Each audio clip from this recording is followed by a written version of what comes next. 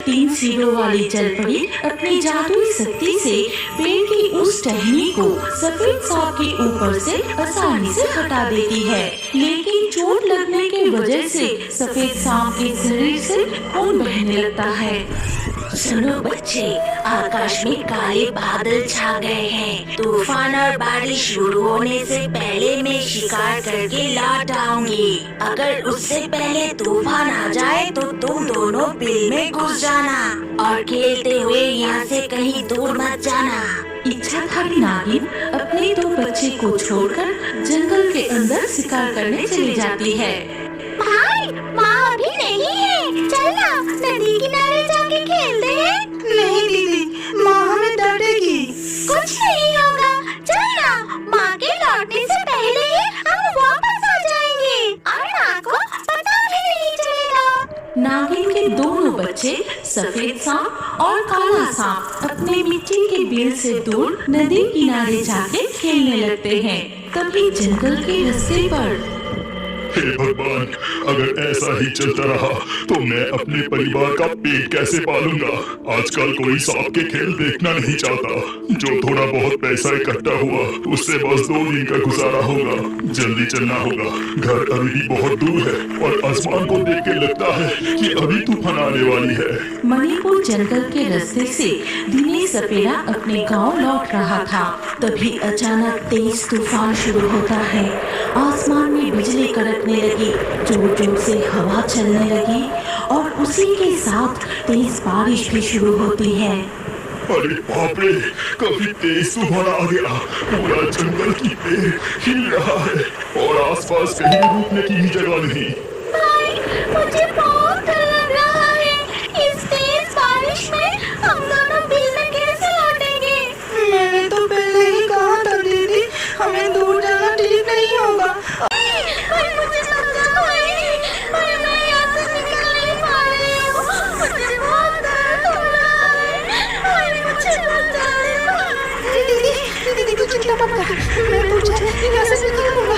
तू चिंता मत कर दीदी, तू चिंता मत कर। ये कहकर काला सांप अपनी सिर से टहनी को धक्का देने की कोशिश करता है, लेकिन काला सांप टहनी को जरा सा भी हिला नहीं पाया। कोई बचाओ, कोई मेरी दीदी को बचाओ, कोई बचाओ। सफेद और काले सांप की रोने की आवाज नदी की गहराइयों में 3 सिरों वाली जलपरी के कानों तक पहुंचती है। उधर तक इच्छाधारी नागिन मुझे जल्दी से अपने बिल में लौटना होगा। इस तेज बारिश और तूफान में ना जाने मेरे बच्चे बिल में घुसे हैं या नहीं। नागिन अपने बच्चे की चिंता करते हुए तेजी से अपने बिल की ओर लौटने लगी। तभी वो देखती है कि जंगल के रास्ते से एक सपेरा जा रहा है। अरे इस जंगल में सपेरा, अगर उसने मुझे देख लिया तो बड़ी मुसीबत हो जाएगी। इससे छूटते हुए मुझे लौटना पड़ेगा। इसके बाद धीरे धीरे बारिश और तूफान शांत हो जाता है। नागिन जब अपनी मिट्टी के बिल तक पहुंचती है तो देखती है कि पूरा घर तहस नहस हो गया है और उसके बच्चे भी वहाँ नहीं हैं। हे भगवान, मेरा घर पूरी तरह बर्बाद हो गया है। अरे मेरे बच्चे कहाँ गए? बच्चों, कहाँ हो तुम दोनों? कहाँ हो? इच्छाधारी नागिन अपने बच्चे को पुकारते हुए जंगल के चारों तरफ उन्हें ढूंढने लगी। ठीक तभी दोनों सांपों की रोने की आवाज सुनकर नदी के ऊपर आती है 3 सिरों वाली जलपरी। ये क्या? ये सांप तो टहनी के नीचे फंसा हुआ है। तुम दोनों कौन हो? कहाँ से आए? मुझे बचा लो, मुझे बचा लो, मुझे बहुत दर्द हो रहा है, बचा लो। 3 सिरों वाली जलपरी, मेरी दीदी को बचा लो, उसके ऊपर से ये टहनी हटा दो। ठीक है, अभी मैं अपनी जादुई शक्तियों से इस टहनी को हटा देती हूँ।